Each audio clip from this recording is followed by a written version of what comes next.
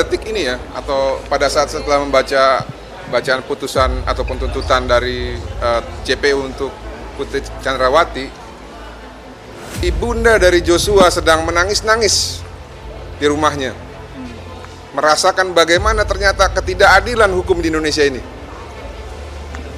Kalau bukan kepada jaksa penuntut umum, kita memberikan mandat atau memberikan wewenang untuk menuntut keadilan kepada para terdakwa, kepada siapa lagi kita harus mengandalkan. Namun, hari ini, khususnya tadi beberapa menit yang lalu, kita jujur aja kecewa, sangat kecewa ya, karena apa? Pasal 340, mereka mendalilkan bahwa pasal 340 terbukti secara sah dan meyakinkan, namun tuntutannya tidak sesuai dengan pasal 340, 8 tahun. Membunuh ataupun merampas nyawa orang secara berencana dengan sengaja hanya dihargai 8 tahun. Lebih baik menurut saya bebaskan saja sudah. Tuntut bebas saja. Buat apa dituntut 8 tahun? Tuntut saja bebas.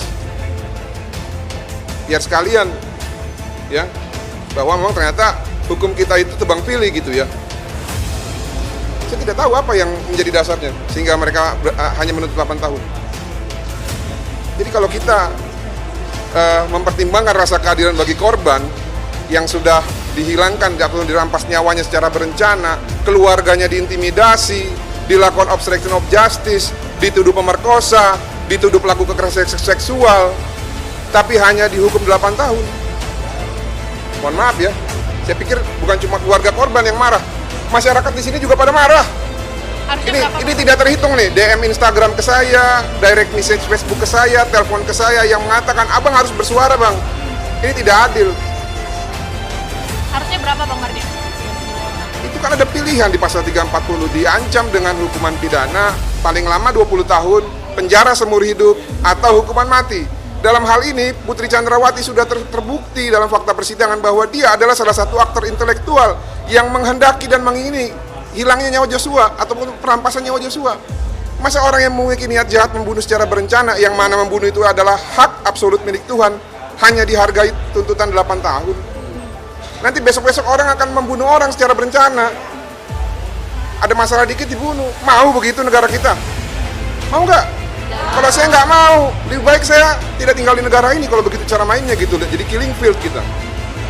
Dikit-dikit bunuh, dikit-dikit bunuh. Tapi tadi ada 15 poin yang disebut tidak sesuai dengan fakta persidangan ataupun keterangan dari para saksi, pendapat dari kuasa hukum terdakwa yang tadi disampaikan. Hanya asumtif begitu namanya. Nah, mereka juga bekerja juga dengan cara halusinasi kok. Coba lihat bukti yang mereka sampaikan, 35 bukti, 15 bukti itu. Ada nggak yang relevan? Nggak ada, itu semua jadi bahan tertawaan.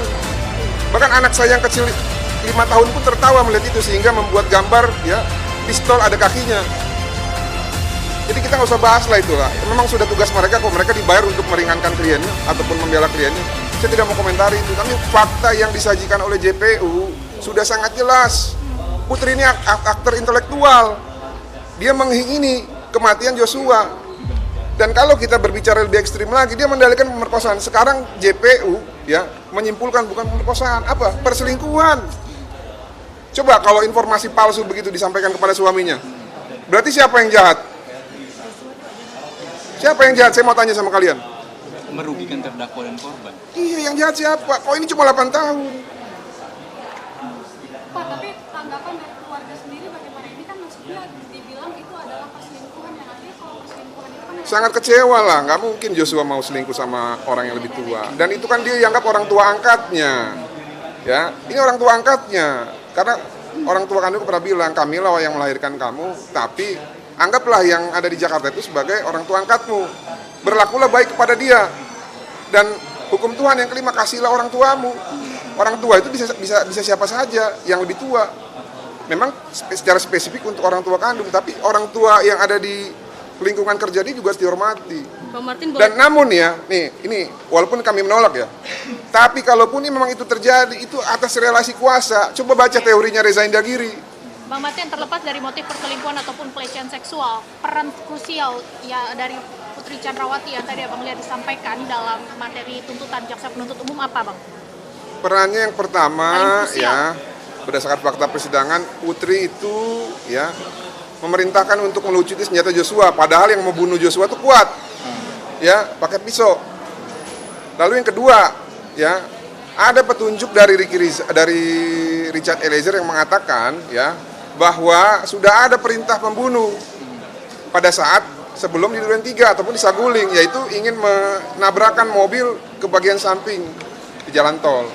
Lalu peran ketiga itu ada tertangkap di CCTV Putri Chandrawati bersama-sama dengan Kuat naik ke lantai 3. Diduga keras, disitulah konsep ataupun skenario untuk pelecehan seksual, konsep untuk mengarahkan ataupun menggiring korban ke tempat pembantaian di Duren 3, dan konsep-konsep yang lainnya untuk memuluskan keinginan jahat mereka untuk merampas nyawa Joshua itu dilaksanakan gitu loh.